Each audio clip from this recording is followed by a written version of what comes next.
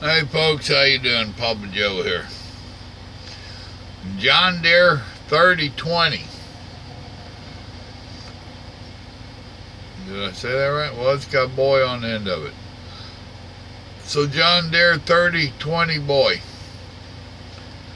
Don't know what that means, partner, but it's your name. I didn't name you.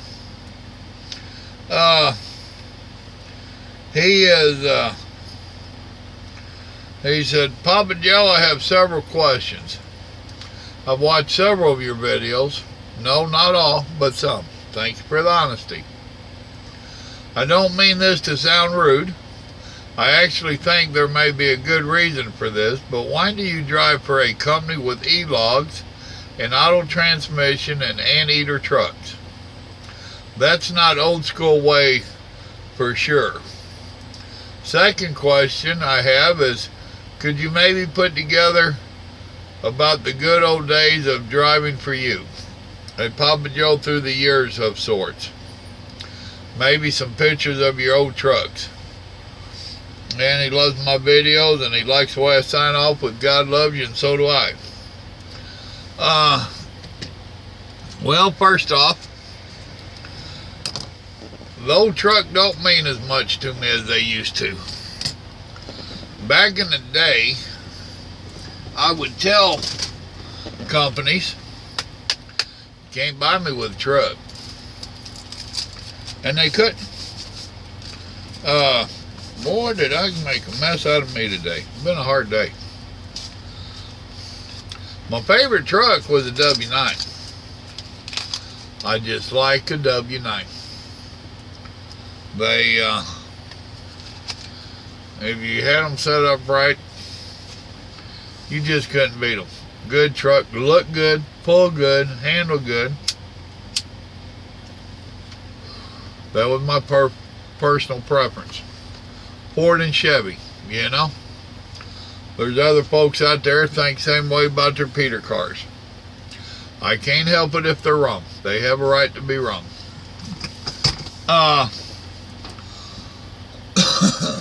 I am more into the creature comforts.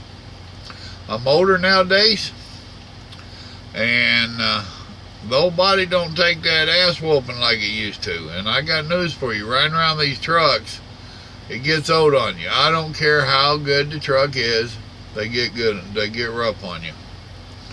These trucks you see that's really stretched out, had their frames, their rails stretched, they do that to make a smoother ride.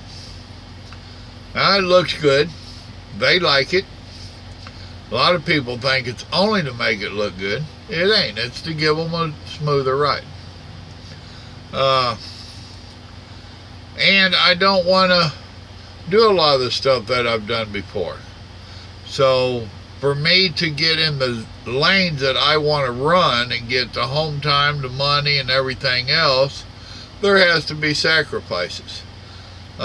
Yeah, I'm in a Peterbilt, and it's anteater. It's got the automatic transmission.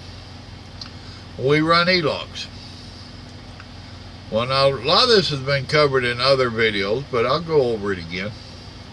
With all the videos I got, I don't figure everybody's going to get to watch them all. For years, I have been saying I needed to slow down. I mean, I ran hard. I could tell stories, which you want me to tell some, and I might. And there are a few stories back through the archives. Keep watching old videos. You'll hear a few old stories. As long as I was running that paper log, it was too easy for me to back it up. Old habits are hard to break. And that's like tonight I have stopped. 3 years ago I'd be sitting here and I'd be backing stuff up and I'd get through Dallas. Have no doubt about it. I'd be on the other side of Dallas before I stopped tonight. E-logs, I can't do that.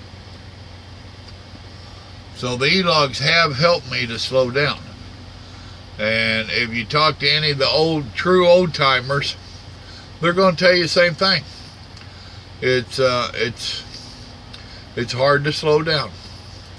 When you run 200 miles an hour for 20 years, it's hard to slow down. So the E-Logs help me to slow down. This company gets me in the lanes and gets me the home time I want. This is the kind of truck they want. Now they offer you different transmissions, and he asked me what I wanted, and I told him automatic. After 25 years out here riding a clutch and a brake and climbing in and out of trailers and jumping off of trailers and all this, the old knees ain't what they used to be. I sat for an hour today in the traffic jam in Houston. If I didn't have this automatic, my knees would be killing me right now. There are downsides to this transmission, and I was getting kind of frustrated with it here the last few days until I got into that traffic jam today. Then I said, remember, that's why you like the automatic transmissions now. And I've only been driving automatic less than 2 years, and I swore I'd never drive one. That's for them sissy truck drivers. Call me a sissy, I don't care. So there you go. That's why I'm doing what I'm doing. Transmission's easier on the knees. That E-Log is helping me to slow down. The truck helps me to get home. So whatever kind of truck he wants to buy is fine with me. As for old school trucking, dude, that's gone. That's gone. I have been one of the last dinosaurs, one of the last holdouts. And there's still some more out there. But we can't run like we used to. It's just absolutely impossible. We can get half-assed close to it, but we can't do like we used to do. And I got tired of trying. I got tired of pretending. I got tired of holding on to the old. Now I know y'all like my singing, because I am a singing truck driver. But there's an old song, rockabilly song, and it goes something to the tune of, he's an old hippie and he don't know what to do. Should he hold on to the past? Should he grab on to the new? He's an old hippie and he don't know what to do. He's just trying real hard to get along. Well, now I might not be able to carry a tune in a bucket, but that song right there explains a whole lot of how I feel about the whole scenario. And I'm tired of holding on to the past. You know, see ya. The past keeps getting farther back ever since Jesus came into my life. My lifestyle has been changing. I as a person have been changing. And a lot of that stuff's fading farther and farther behind me. And I'm okay with that. I'm okay with that. So, there you go, partner. I hope that answered your question for you.